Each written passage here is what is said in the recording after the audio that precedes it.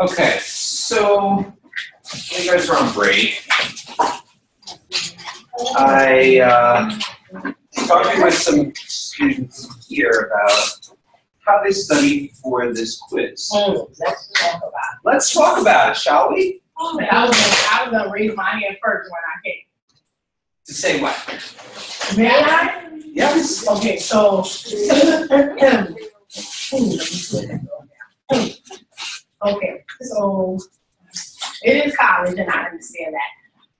We have a lot of things like work, kids, whatever. When you reading that, how could I say it? It's a lot of it's a lot of content that you have to read and retain. And there will be more.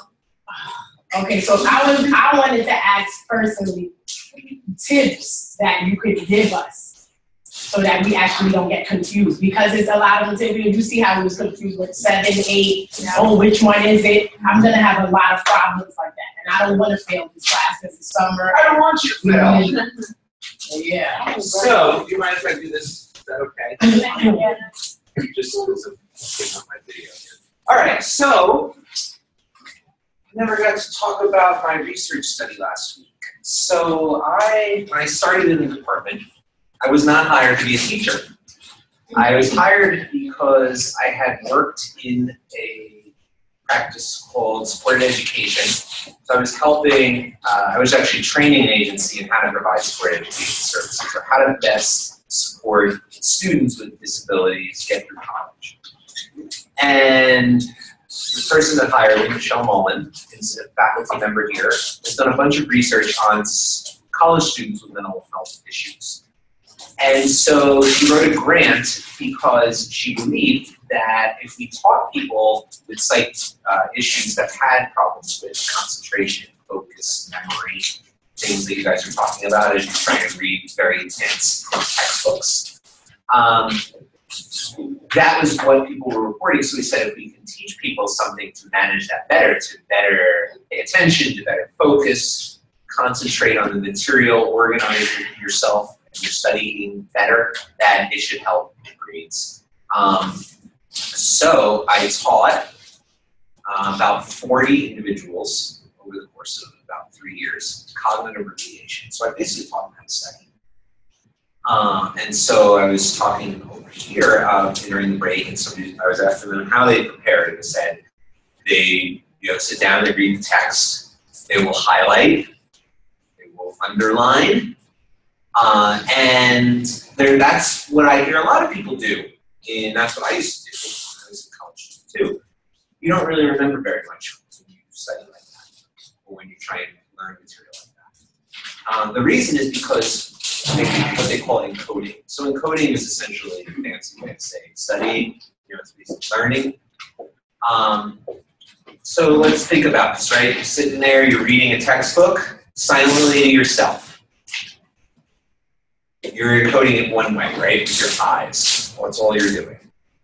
Let's say you read the textbook out loud while you were reading it. Now you're actually encoding it 2 ways, through 2 channels, because you're seeing it, but your brain is also hearing your own voice. So you actually not only are going to retain more information by reading your textbook out loud, but you will become less distracted because your brain will sort of focus on your voice as opposed to focusing on whatever your brain wants to focus on when you're being silent. That awesome game on your phone, that dinner you're going to eat later, whatever it is. You get halfway through the page and you're thinking about dinner. How did I get here? So, suggestions. Read out loud. Take notes while you read. Don't underline and highlight. Have a notepad or whatever you use to take notes next to your textbook. And as you read a paragraph, you're like, that's important. Don't copy the paragraph out of your textbook, but actually summarize it in your own words. So a lot of times you'll see like bolded word, right? Bolded word followed by definition. This sounds like it's important in that quiz. You might write the word and then the definition verbatim out of the book, right? It's like, I better get it right, so I'm going to write the exact definition the book has. It's better than nothing, but what would be even better is if you put the definition in your own words, summarize it, put it in your words that make sense to you. Because your brain will remember your summarization of the definition better than it'll remember the books or the way they describe it. So take notes, summarize, read out loud. Study groups are good, not because we're socializing instead of studying, which I see a lot of study groups happen at the end of these hallways here, and that's always what it is. But let's say you guys were a study group, right? You're getting ready to study for the midterm. You sit down and each of you take turns teaching the rest of each other. So Megan sits down, I'm going to teach comprehensiveness, and you have all of your students, you are the instructor. You will learn way more taking on the role of instructor, and they will learn better than if you're all sitting with your own notes, trying to read your notes. Might be asking questions about it. Or if you came to do a study group, somebody that cares about you, get your parents, get your, boyfriend, whatever. You're like, I need to learn this material. I've been studying. Sit down while I teach it to you. Take a class. Just, humor me for an hour. Let me teach you about substance abuse. You'll probably get something out of it. So teach them the material. Or when you study, take turns teaching each other materials. So record lectures. Hopefully they're going to be recorded moving forward. But it helps with note-taking during the lecture portion. If you record your lecture, not even if you actually go back and listen to the lecture, you may not even do that. You might, right? That would be the most optimal thing for people that struggle with taking notes, to record the lecture so that if they miss something, if I'm going too fast, you can play the lecture later, recall it. But what I found with a lot of people is they put that tape recorder on. They're like a really nervous note taker, like just have a hard time with it. It eases their mind because subconsciously they know they got a backup. It's like, I know I'm going to do the best I can taking these notes, but if I miss something, I know I can listen. And it actually calms or relaxes a person enough that they become better note takers in the moment than actually needing recording. If you do zone out during note taking a lot, record the lecture. Every time you zone out, look at your tape recorder if you're using your iPhone or something and say, okay, at the 5-minute and 45-second mark, I zoned out and write that margin. Leave a little gap. When you go back, don't listen to the entire lecture because I know you won't do that. Fast forward, because you listened to the first 5 minutes of the lecture, you zoned out at 5:45 or maybe a little bit before that, so back it up a minute, play that lecture, fill in the gap. That way you're not sitting and listening to every lecture twice, you're only listening to the parts that you miss. That's note taking. Flashcards are wonderful. So if you take notes onto paper while you prepare each week, you might convert those notes to flashcards at a later date.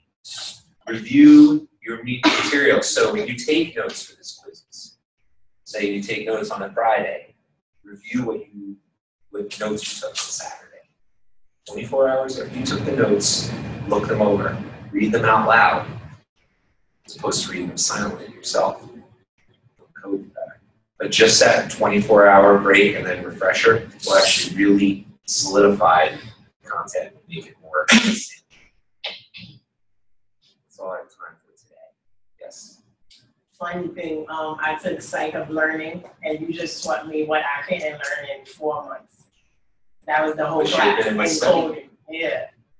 I met people for 12 weeks. Now we're already 12 weeks. Right. So the guy that was teaching it, he was young. He just graduated. So he would go over it and do little notes and then like just do flashcards. Flashcards works. Flashcards. Yeah. And because he did, there was a foundation to that because when we go in as students from kindergarten to 11th grade, we go by memorization. So it's hard to break that into thinking. You still have to memorize stuff in college. Well, yeah. But it's more about not only is it memorizing and just being able to regurgitate back, it's actually applying, right? So it's not enough to just know the definition of integrated treatment. Right. You have to be able to apply it and say, this person is going through this. how does integrated treatment apply to them? That's college level thinking. So you do need these little higher level encoding abilities because nobody can just read a textbook once and be able to be like, okay, got it, despite our best intentions.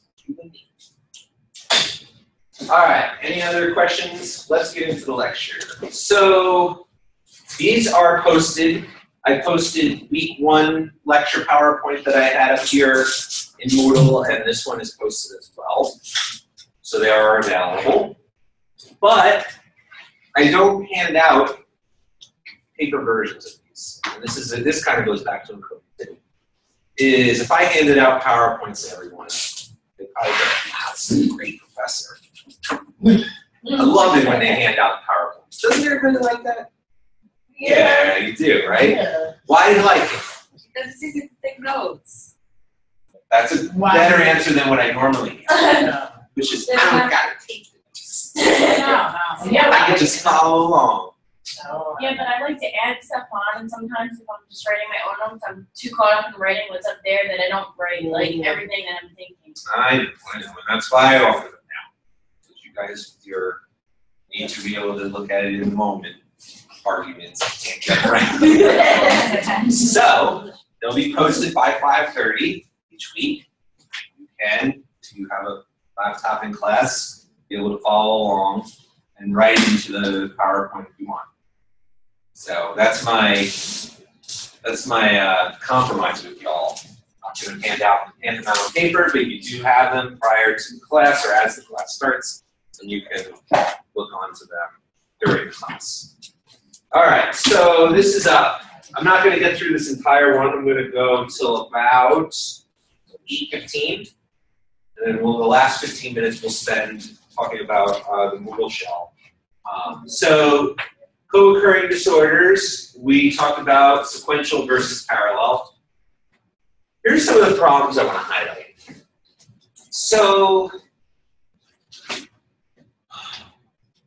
when traditional approaches we're talking about, parallel treatment, sequential treatment.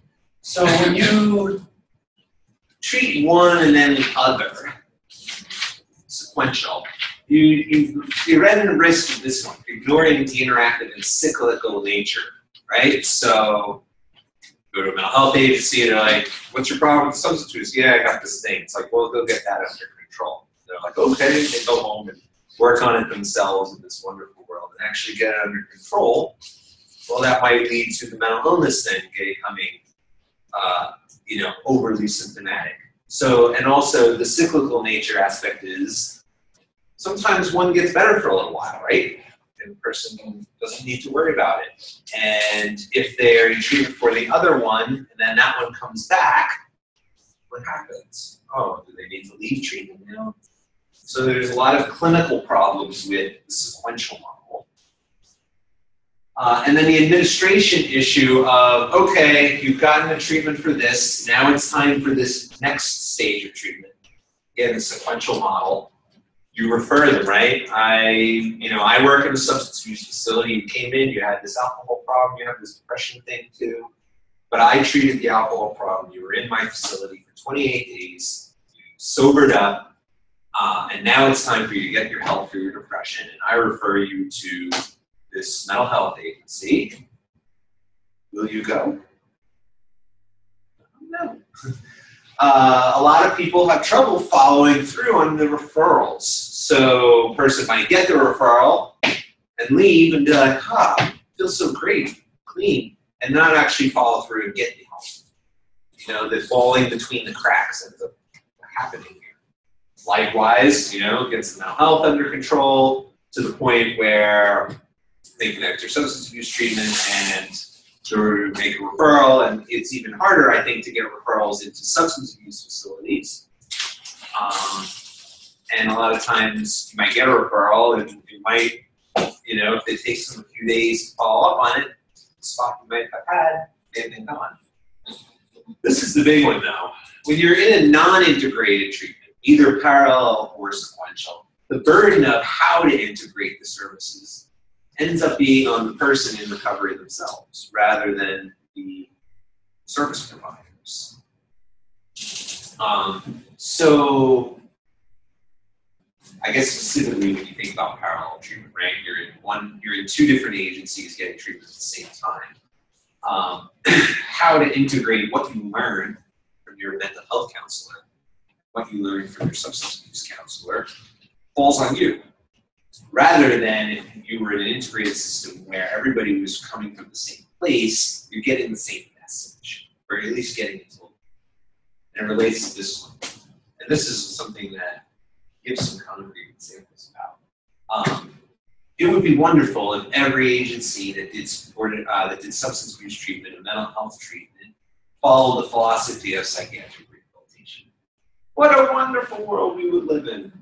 Everybody follow the three goals, focus on recovery, community integration, quality of life. But I'm not sure if you've been in you've gotten any of these services. Unfortunately, the majority of the services are not recovery. Anyone ever been in a detox or rehab? Or known someone that's been in one? No?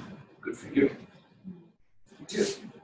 So, a lot of times the philosophy of a rehab is going to be very different than a philosophy of a psych rehab mental health agency. Biggest version, I guess, of the philosophy is that with rehab, it's like, oh, 28 days and you're fixed, but some people need more than 28 days, whereas integrated treatment, there's no time. And I even think a lot of substance abuse specialists would agree with you. Like, they know the 28 days isn't enough, it's just the way the model is set up, right? But you're right, so that's a good example. Confrontation. Anyone know what? So it would be like the person who's treating substance abuse is more aggressive towards the client, right? Anyone ever seen this? In fact. Yeah. Are you talking about intervention? That could be an example of confrontation. Wasn't exactly what I was thinking about when I wrote that, though. So a lot of times, substance abuse facilities, if somebody's not following through on their treatment, what's the approach that people might take? They might take an aggressive approach and confront the person. Listen, gotta follow through, you gotta do this, you gotta do that, what the hell's going on with you? That's not gonna happen with somebody. Right? If I see somebody in the mental health sector and they're struggling, I'm not going to confront them, accuse them of not following through on the recovery and, be hostile. We're gonna have a much more strengths-focused meeting of the minds where I explore the ambivalence about what's going on and why they're slacking on treatment, come to a compromise. Substance abuse would look at me and be like, I ain't got time for that shit. And they might be right. Differing philosophies, right? 12-step philosophy. Right? Very, very ingrained in substance abuse culture. Abstinence. That's what 12-step preaches, right? 12 steps doesn't say you can go out and have one beer on the weekend and that's cool with them. It's like, everyone else say that? Right. You're individualized. Harm reduction. Do you have anything to say, Faye? Or disapprovingly? I've been sober for 26 years. We've had this conversation, and I find it difficult to wrap my head around going out and coming here. Because I perceive of it as a life-threatening situation. But I'm trying very hard, when it comes to the concept of harm reduction, I think it's great to give condoms to people with sex addictions or sex problems or sex workers. I think it's great to give needles to people that inject drugs on the way to abstinence. And that's where I go. That's the eventuality in my head. But things were very different when I got sober than they are now. The thought process is different. And I'm having trouble because my own sobriety is so black and white that it's hard for me to it sounds like that perspective is somewhat ingrained. It is. and it worked for you. Yes, So why shouldn't it work? because not everybody is me. That's what you're learning, and that is great. You know, it is hard. I can understand the struggle of thinking one way, and especially having success, and now having all of a sudden being told, well, that's great that you experienced that, but there's this other way I think about it too. It's a hard thing for, especially, you know, counselors, people that have been trained in one practice now all of a sudden have to be, okay. I think a lot of it is going on in the medical marijuana community now. You have all these therapists. Think of a place like Colorado, right? And think about it 20 years ago, what the model was and what they said. You know, you come into a substance abuse facility and you use marijuana. You know, it's going to be looked at way differently than you enter now, 20 years later. Yeah, but if somebody was to put a line of cocaine in front of me, I would have a great deal of difficulty. And as far as I would be concerned, my 26 years would be blown, and I'd be starting from day one again. Yes. Can't wrap my brain around that. I'm trying really hard. So this is a big problem, the differing philosophies, right? Again, say you're in parallel treatment and you're in a 12-step model-based substance abuse facility and they're preaching abstinence to you all day long and you slip up and they're screaming at you and you go down the street to your mental health center and they're like, it's okay. They're like, what? It's okay. They were just screaming at me. It's like, well, in our world, blah, blah, blah, blah, blah, harm reduction. Imagine this, the confusing message. You're talking about it, you're living it, and you have the mindset of a student that's, you know, has an open mind and is trying to, you know, actively wrap their head around it. Think about the person that's in the throes of addiction or experiencing symptoms of the mental illness and being told these mixed messages from two separate professionals. That's messed up. And it's going to be hard for us to all get on the same page if we're in different agencies. So that's why under the same roof or getting services through the same agency is so important, because they're not going to have this philosophical problem. You know, or if they have multiple ways of looking at it, they're going to be able to treat them as options, right? So a lot of times you go into certain substance abuse facilities and it's 12-step, and there really are not other options for you. Whereas if you go into a psych rehab facility that also does substance abuse, you'll be presented with a 12-step model, and there'll be a lot of people in there and be like, F you, I ain't doing this 12-step crap, I don't believe in God, whatever it is, whatever their problem is with it. And the psych rehab practitioners will be like, okay, cool, let's do this instead. More CBT or, you know, whatever, you know, program might fit better. And then this one, insurance and funding issues, won't spend a lot of time about that, but if you're getting services from multiple places, insurance agencies don't like that as much because they worry. It's like, oh, you're getting treatment, you're getting therapy there, but you're getting therapy there too, and it's hard for them to be like, oh, it's different kinds of therapy. Yeah, we'll pay for both of those, so why are you worried about that? All right, so these are our 8 components of IDT. So let's look at them more closely, shall we? Integration. So same clinician or a team of clinicians providing services for both the substance abuse and the mental illness in the same location at the same time and with a seamless approach. So the assessments are going to be, they're going to look the same, right? They're not going to have, you know, vastly different language or descriptors. The treatment planning, they're not going to have 2 different treatment plans, one for your substance abuse and one for your mental illness. Why? Why would you not have 2 separate treatment plans? That is confusing, you're right. Any other reason? Martha? Confusing? And one impacts the other, right? One is going to impact the other. So if the person is going to use some kind of psychopharmacological treatment, right? They're going to take meds, and they're a substance abuser, and the person sits down with the psychiatrist, and the psychiatrist says, all right, so you're having this anxiety, I see, and I'm going to give you all this Xanax. The person's like, great, awesome, I got the Xanax. And then they go to their mental health provider, and they're like, oh, but are you aware of the addictive component of Xanax? And it's like, whoa, no, I wasn't. So the treatment planning hadn't been integrated, and person kind of listing on that plan all of their needs and skills that they're going to need, thought resources that they're going to be linked to under one plan, they would be able to foresee that kind of stuff. Yes, Marie.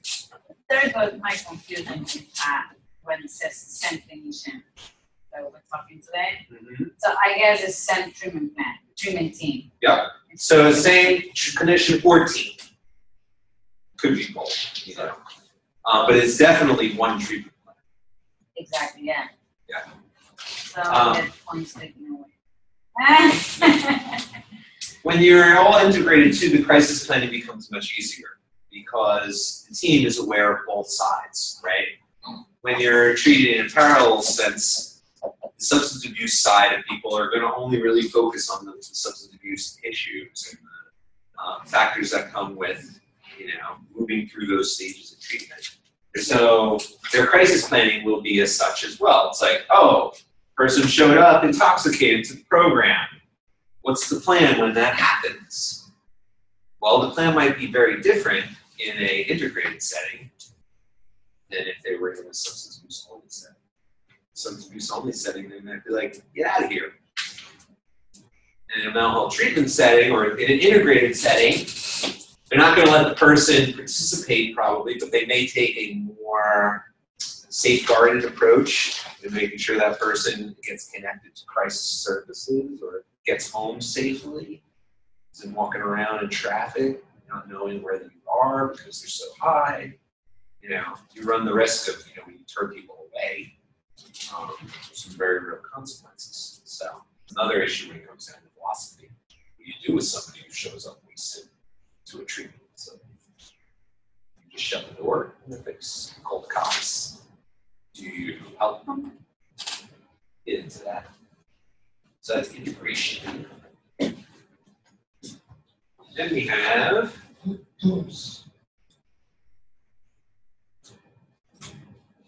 comprehensiveness. And so this was the one that had, it doesn't actually have all 7. Comprehensiveness, these 7 services to consider. Let's see which one I'm missing. So I have residential, there case management, which is a form of ACT, supported employment, family psychoeducation, social skills training, illness management, and pharmacology or medication. So add social skills training to this list of 6 of comprehensive services. Any questions about what any of these are? You heard of these before? You heard of IMR?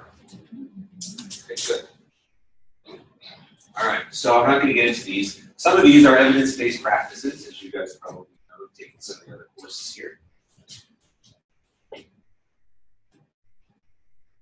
Shared decision making. So this is like when you go into a doctor's office and you tell them what's wrong with you. What happens after, right? So if I go in and I'm like, Doc, you're not going to believe it. I relapsed. Sorry. So what might the doctor say to Derek, the relapser? Derek, you need rehab. It's like, okay, back to rehab. There might be one way to handle it. Or how might another way be handled if the doctor was engaged in shared decision making? Come on, take a stab at it. Bring it on. You might ask him what he thinks he needs to do. So Derek, you relapsed. It's a shame, but I'm really glad you came to me and told me what's going on, and I appreciate being honest. What do you think we could do here? So one option might be this: the doctor, is going to work through a range of options and offer alternatives to, whatever the normal pathway of treatment would be, right? So anyone ever get this from a medical professional? No, that's a shame. Yeah, it is a big problem with the medical community. Why do you think it is? Why do you think medical professionals do not engage in much shared decisions? Mostly because it's about medication. Like, if I throw a medication at you, or I tell you this is what you're supposed to do. It could be, but even then, let's say the answer is you need meds, right? Isn't it so often the doctor saying you need this med versus there's 3 different meds we can use to treat you. Let me give you the pros and cons of each one. But most often time they're in a contract with certain pharmaceutical Okay, companies. so they got the pharmacy and the doctor in the back pocket. All right, so that's shenanigans. Yeah, definitely happens. What about time? Yes, From my experience. I think that's the most practically big reason why. Exactly, because I've been, when I go to the doctor, I try to have conversations and that would usually happen. I was just at my doctor, the last time I had a physical was about 2 years ago. And you know why I didn't go last year? Because it was such a stupid process. I tell them what's going on last year, okay, we're gonna order this blood work. And she literally, as I'm sitting there, because I had like 3 or 4 things, I had come with a note, like a post-it note of things I wanted to ask you about. See, my doctor, I'm pretty healthy. You do that too? Yeah, it's good. Because I forget. You should be that preparing when they people to tell you, work they with. tell you, oh, where is this? Come You tell into them your the doctor's symptoms, appointment. and they like, oh, okay, fine. Prescription. That's it. So I had like 3 to 4 things on my list, and so she got through all of my, the vitals, and you're gonna need this blood work, and she's literally doing this, writing. Okay, so like backing towards the door. I'm like, wait, I'm not done yet. No, keeps going. You don't notice. I'm like, just do the door. It's like, no. So Which is funny because you sit down 2 hours to wait to be seen. Yes. yeah. So time, very big practical issue, because I deal with this issue from a psych rehab perspective. Psych rehab, I love psych rehab. In case you couldn't tell, you'll tell by the end of the semester. Once I'm home, I really love psych rehab. But the problem with psych rehab is it takes so much damn time, because you have to have this back and forth with people. You have to hear what they think. And I'm not demeaning all this. I'm saying all of this takes so much time compared to the doctor walk in with the white coat, air of authority, and the clipboard. All right, so I see you got this. Here you go, and they're out the door before you can be like, wait, question. So I see both sides, but we need to do a better job as a medical community to change the model back so that we're not so overrun with appointments that we only give each patient 45 seconds of time. Yes. When I was doing a research last semester, I did a paper on is America being over medicated? And what I found in many articles is that usually the doctors, they prescribe antibiotics, but because they don't listen to the patients, they diagnose them wrong. Yes. So that's why they have a high tolerance for that. So, so if you could find a doctor or some kind of medical professional that engages in shared decision making, that will sit down with you, you're the person served, and say, hey, these are your options, or involving a family member, significant other. My goodness, like if you have somebody else bringing them in and kind of having another perspective, it's wonderful. They are worth their weight in gold.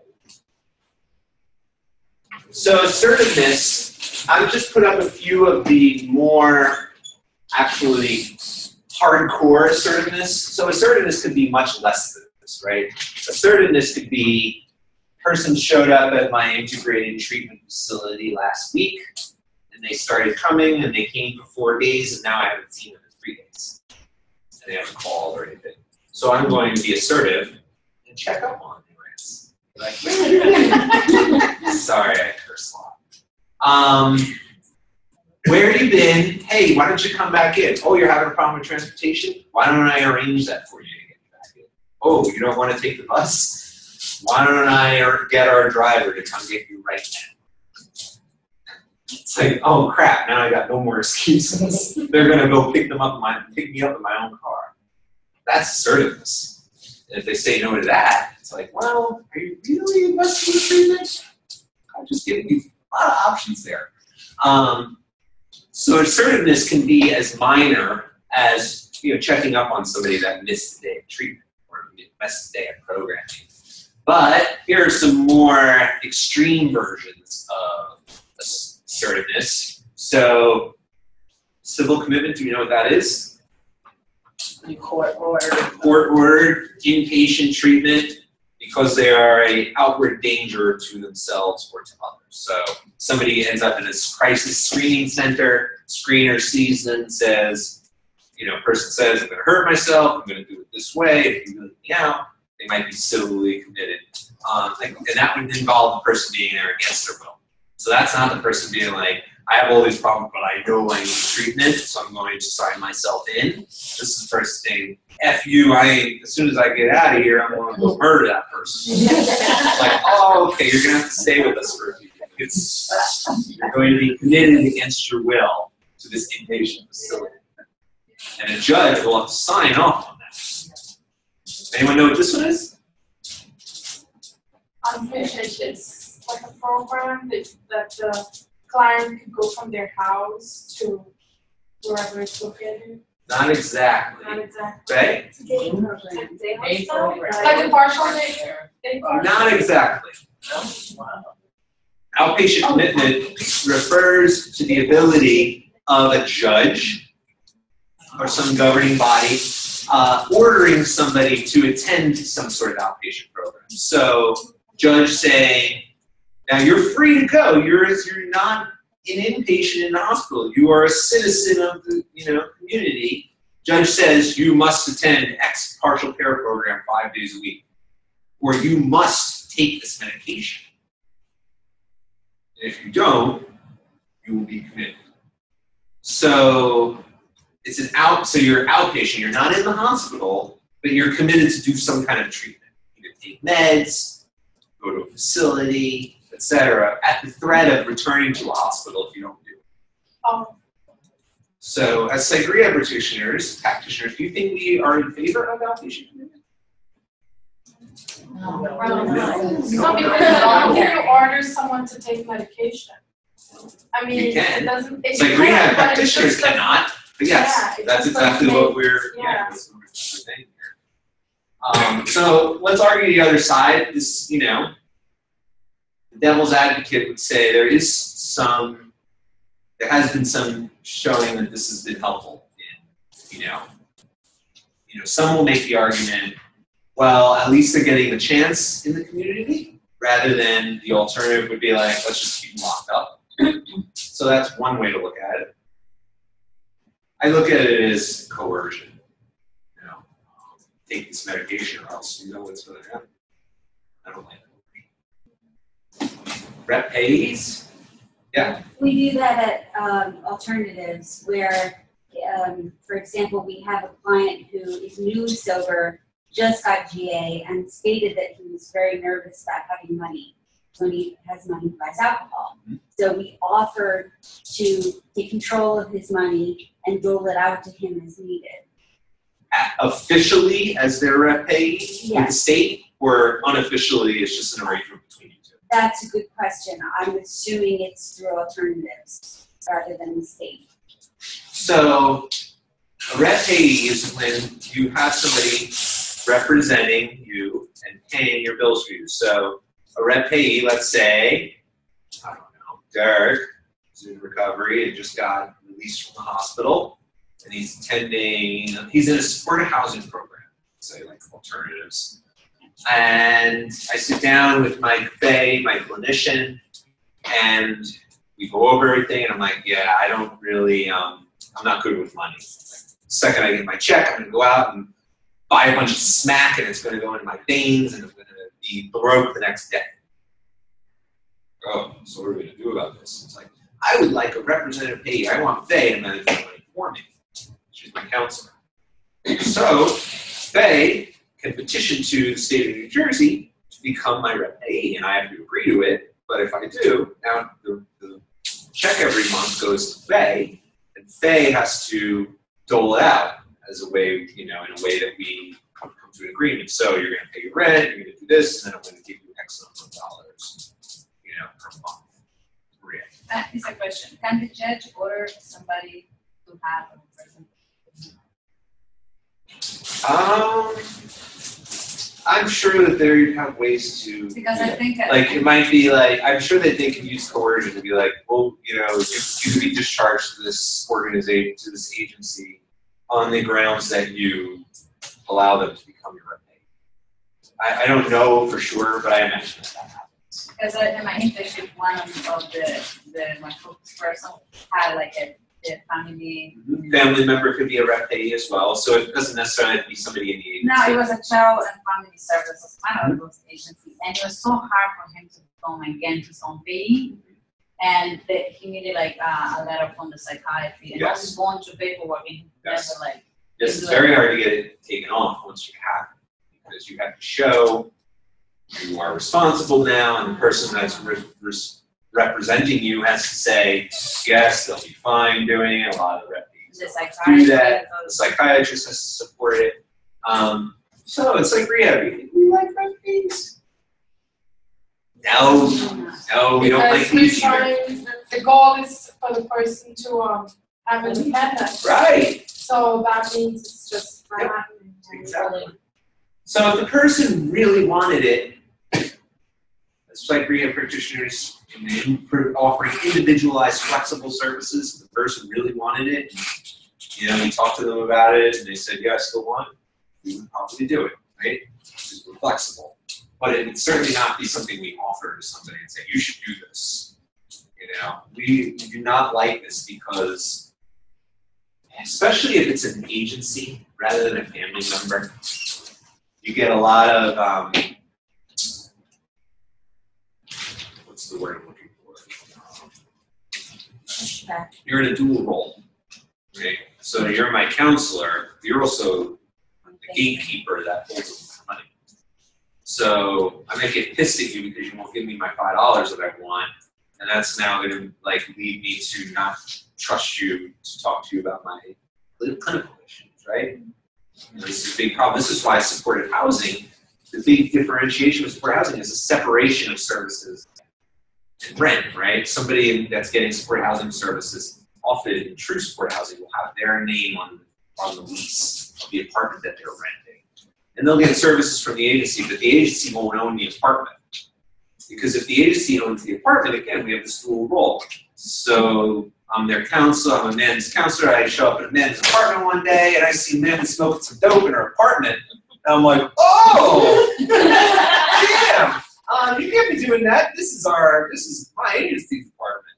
And you're like, oh, you're gonna do what you have to do. And now I do have to do something, right? Whereas if it was Amanda's own apartment and I walked in, I'm like, you shouldn't be doing that. But Amanda's taking on the risk herself. It's her apartment. It's outlined in her lease what will happen if she, gets caught doing something illegal. And it's on her if she should get caught by her landlord and be evicted. Natural consequences in play there. The same thing that would happen to you or me or anyone else that had an apartment that we were renting from somebody and had a lease and got caught doing something illegal that we shouldn't do. So, rep payees, just another a little overly assertive type of service that's available. I won't get into these more like the legal aspects. I don't have a lot of expertise in these areas, but these are more ways that we can sort of have a handle on people we work with, and also have them sort of obligated to other services. So the reduction in negative consequences, looking at harm reduction, we talked about a few of these, right? Clean needles for somebody that might be an intravenous drug user, stable housing to get somebody off the street, they're homeless, access to food if they have none, medical care in an emergency, safe sex practices. Again, these are very controversial, in a sense, philosophical practices. A lot of people come from the 12-step model, look at this and they're like, I can't do this. We talked about it. It's like you were taught for 20 years to provide services one way. Now you're going to come in and say, now it's okay to use needles as long as they're clean. That's a hard thing for people to get over. I'm glad I wasn't raised in that, because I would probably be feeling a lot like fitness. It's like uneasiness. We talked a little bit about this, time unlimited services. We know that people don't recover on a timeline. So I can't sit down with Maria when I do our treatment plan and say, okay, in 6 months you should be good to go. Because while she might be good to go in 3 months, it also might take 3 years. And so we can't have that hanging over people's heads. They're like, oh, I gotta recover because my time's gonna be up in 6 months. What's gonna happen if I'm not sober by then? This is a hard thing, and it's not just for substance abuse. This is an issue in other types of models as well. The ACT model, assertive community treatment, time unlimited as well. Because you can't say, it's like, oh, I'm going to come in and give you assertive services, but after 2 years you should be good, not even. It would be wonderful, but we can't predict that. Supported employment, supported education, also time unlimited. We'll provide the services for as long as the person needs them. As you'll probably find as you go through the program, most of the evidence-based services and practices that psychiatric practitioners use are time limited. Anyone know any time-limited services? Services that do sort of have a cap? Supported education is not, but an educational group run in a partial care program, time-limited. They say 18 to 24 months. Now, we know there's a lot of people that are long-term partial care users, but that's changing. Culture's changing. Anyone know any others?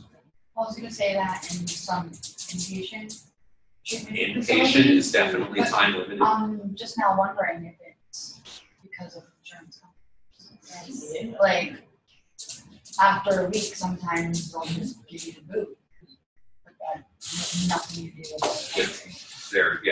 Their prognosis. I was gonna say outpatient, because I was booted when my insurance ran out. Outpatient. You're gonna graduate, Faye. Yeah. Ready to graduate. No, I don't wanna Partial graduate. care, partial hospital. Your insurance Group won't pay homes. anymore. Group Oh my God, homes you are time limited. So the expectation is you live in a group home is not that you're going to live in forever.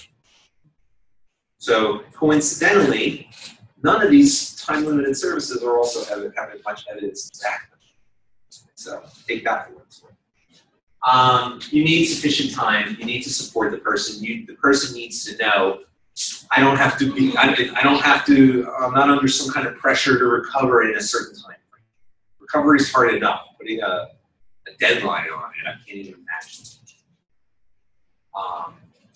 And so just another statistic related to people receiving specifically IDT services. Compare that to some of the statistics we saw last week. But they're defined recovered. I don't have a definition for the particular thing here. I actually got into this with somebody in my 1101 class last semester. There's probably some kind of textbook definition for somebody being recovered as saying, out of the hospital for a certain amount of time. Okay. It's not a term I use to say, okay. But I came across it when we were talking about the Vermont studies. Okay. Long-term things to say, like, after many years, people were in this category of recovered. Just to basically say you've been out of the hospital or been off medication. Kind of these delineations. Different modalities. So this gets at the fact that not everybody is going to respond to the same treatment, right? I might be pretty introverted, and I might hate talking in groups. And if I'm assigned by my counselor to all groups, I might just not really participate that much because groups aren't my thing. And I'm not getting the individual counseling, but that's actually what I need. Or vice versa, you know, the person that would really thrive on group counseling that's not getting it. So we have to offer a variety of options to fit a variety of needs.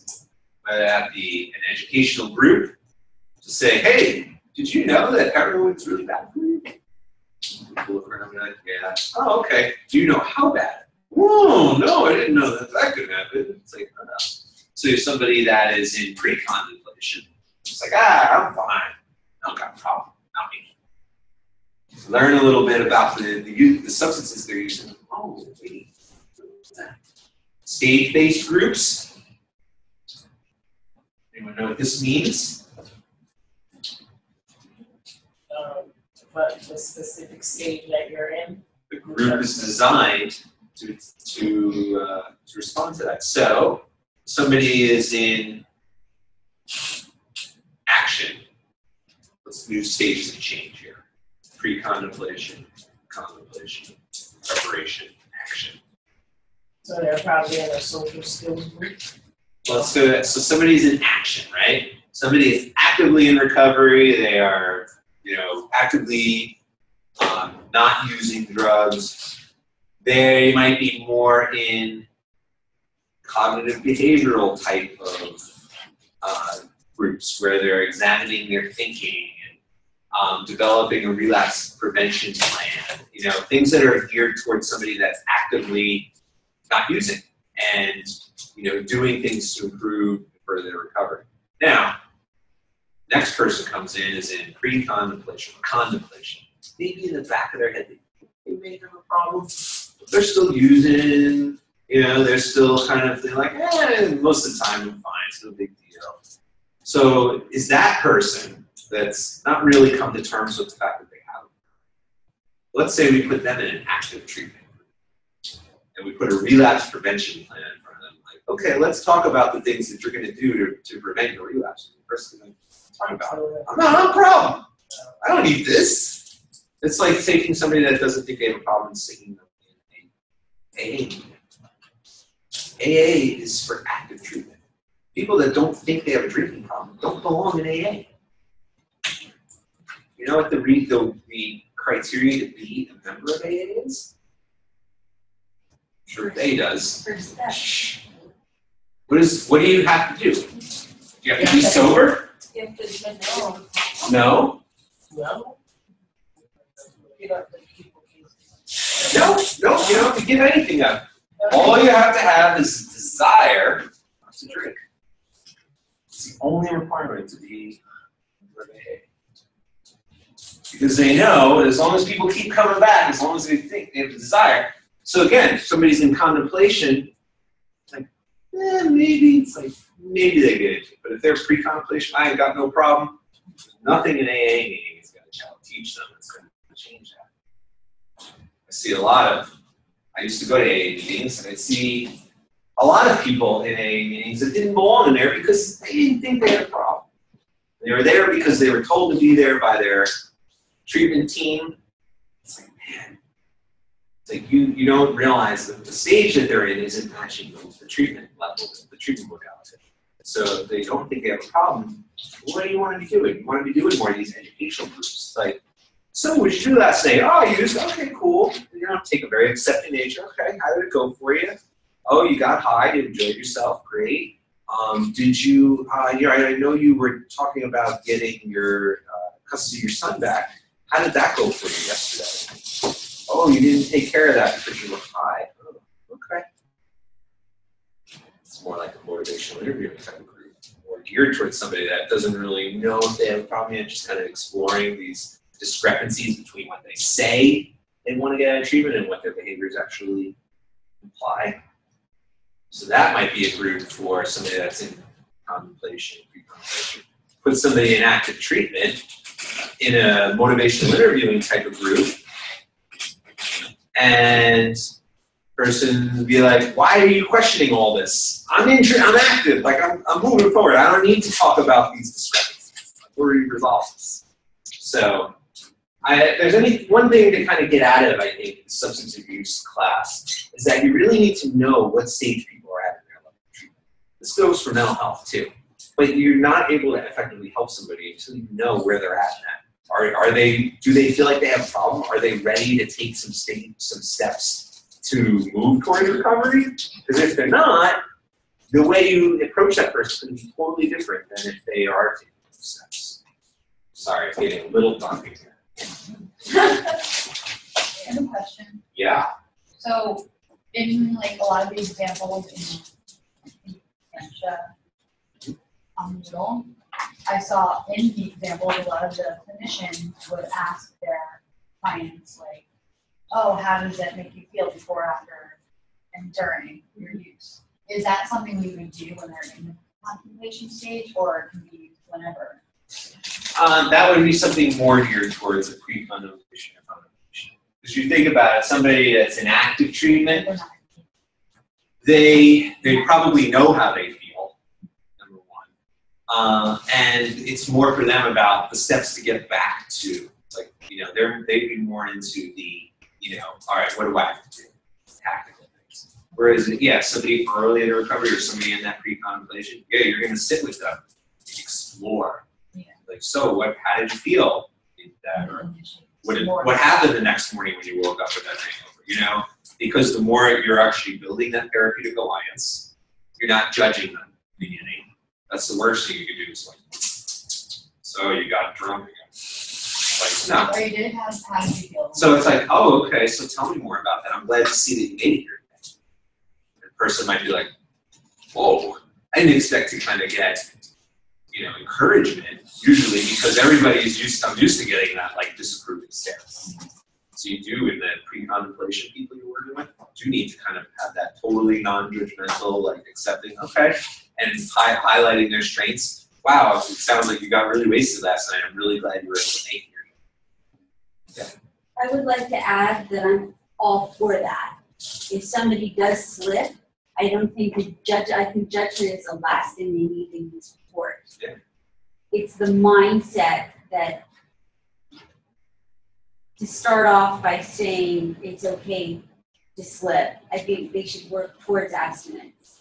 But when they do, they need to be treated with kindness and respect and patience. And I sit somewhere in between the two. I'm working towards I separation. think the one thing you think about for harm reduction is it's not giving people permission to have fun. Okay. It's more a set of practices, realizing that people are going to do this whether you want them to or not. Sure. So why not put them in the safest, right? I agree with that completely. So, but I've gotten that as well from people in the pure substance abuse field. It's like harm reduction is this like permission for people to be like, just stay dirty and keep messing up. And that's not, that's not the philosophy we have. Okay.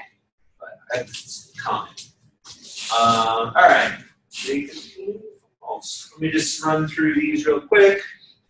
So, motivational based stages of treatment, this is what we've been getting into, right? So, this is stages of treatment. So, these again are specific to integrated dual diagnosis treatment. You have engagement, you're just trying to get the person into treatment. Somebody that comes in once and then disappears, you're trying to engage them. You're trying to say, hey, come back, or what's been going on? How come we haven't seen you? Then, all right, we're getting them to come in regularly. They're still using all the time, but they're actually starting to form a little bit of a therapeutic alliance with one of the counselors here. And now they might be in a persuasion group. Persuasion is not me persuading you that drugs are bad. Contrary to the term persuasion, it's more them being persuaded that there's a problem here. So it's more them being persuaded than you persuading them. And then if you can get them into regular contact, get them to start recognizing that there is a problem, then begin active treatment, start to reduce usage, which relapse prevention to say, okay, I've been in active treatment for a while, now I just need to prevent any kind of relapses that might begin. Stages change. You might know a little bit better if you teach this in some of the other courses. This is really, I think you can use the stages of change in IBDT as well. So as I said, it's kind of a more general model. So when I think about myself, I spent a lot of time before I was in recovery in pre-contemplation. I'd say that I spent more time in contemplation. So it was a short period of time when I was just like, everything's great, no problems. I remember one of the first times I thought, maybe that's a problem. I was like junior in college, about 20 years old. So it was pretty early into my drinking that I went from pre-contemplation to contemplation, and then spent about 10 years in contemplation. All my 20s, lost alcohol. And the whole time, I pretty much knew I had a problem. It would go in and out, but I just wasn't ready to admit it to anybody. And it was only that actually happened where it got to be too much, and I finally said, this is enough. I need to stop this, I need to make a change. And as soon as I did that, began preparation. And then a lot of action and some relapse. I learned that I'm not special. What do you think about the thought that maintenance needs to be followed by relapse? Or the possibility of relapse? Well, any of those stages can be followed by relapse. So that's why it's not here, right? Yeah. So it's not in the stages because there's no place it's like it goes here. It can go here or it can go here. Person could be in preparation, getting ready, make that change, and they relapse. Person could be in action, person could be clean for 6 months, they relapse. Person could be clean for 22 years, and relapse happens. So it fits in anywhere. Just because the relapse is over doesn't mean they necessarily go right back to that stage. So somebody could be in action for 2 years, be clean, relapse, and go right back to pre-contemplation. You know what? This is wonderful. F it. I don't have a problem anymore. Or they could be in maintenance for 10 years, have one little slip up, go right back to sobriety the next day. Yeah. So I have a question with, I guess where you cross the line with, or I'm an alcoholic, or at a particular time in my life, I like to drink alcohol. Like for me, I feel like I don't have a addictive personality. So whatever it is that I enjoy at the moment, I don't have to get addicted to it. I can say, oh, I'm gonna drink today, and then tomorrow I'm fine. I'm like, I don't need a drink. If it's not there, I don't have to drink it, or I'm not gonna go and seek it. So where's the line?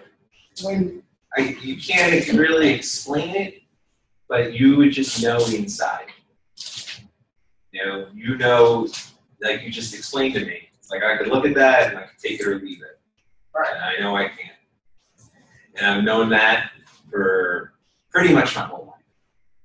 It's just when you choose to listen to that. Yeah. I guess it's not like start affecting like your health or with the patient or some part of your life in a negative way, I guess. Well, that is one big red flag, But I mean, I was pretty functional. I was going to work every day. What about your health? I mean, I wasn't in the hospital. I wasn't going to the doctor. I wasn't getting communicable diseases. So I was functional. That's what I would. That's super something. But that's what I'm saying. You could be at a particular stage in life. Let's just say, for example, school is a lot of stress for me, and I have kids and everything else. And when I get home, I'm like, man, I need a drink. Just, you understand? Just to relax. But then where does it cross the line where, okay, school is going to be school. I have to do it anyway. But I'm creating the dependency like, oh, the only way I can get through this is if I drink. So it's different for everyone. I know a lot of people that come home and are like, damn, I can't wait to have a glass of wine with my wife. And then they have a couple glasses of wine and it's fine. It's fine, right. You know, they look forward to it, they enjoy it, they'll be pissed if they can't have it, but get over it, you know? So it's the person that can't get over it that has the alcohol. Well, that would definitely be one of the key characteristics. There are a few of them. Another one would be something like tolerance, right? So addiction, one of the core components to kind of separate somebody that is a daily drinker from an alcoholic would be that ever-increasing tolerance of the alcohol. You know, this same amount of using isn't working. I need to use more. Now that's not using it. Now that's not working. So it's increasing tolerance, and then the withdrawal that goes along with stopping usually doesn't happen to somebody that is like more of a regular drinker, right? Rather than an addicted drinker. So, you know, it comes in all shades and sizes. There's no like one specific thing to be like, if you can answer yes to this, you're an alcoholic. No. So we'll talk about some of the assessments, I think, in the next couple of weeks. But one of them that they did to me, I remember, was the CAGE. It's 4 questions. I think we'll talk about it.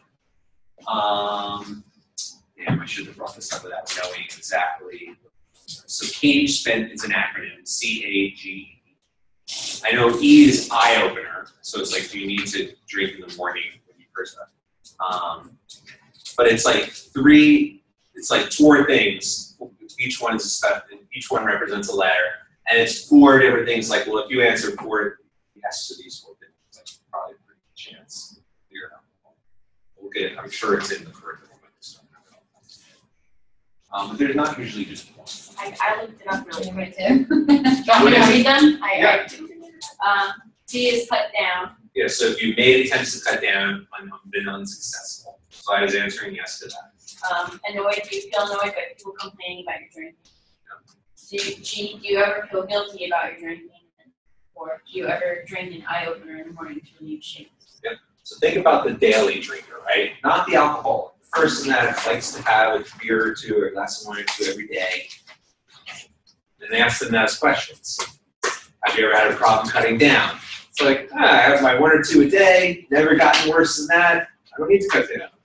Or you ever get angry because, you know, it's like, no, not an issue. My wife drinks 1 or 2 drinks too, and we're fine. Or, you know, then what was the other one? Get angry, or, you know, whatever it was. But guilty.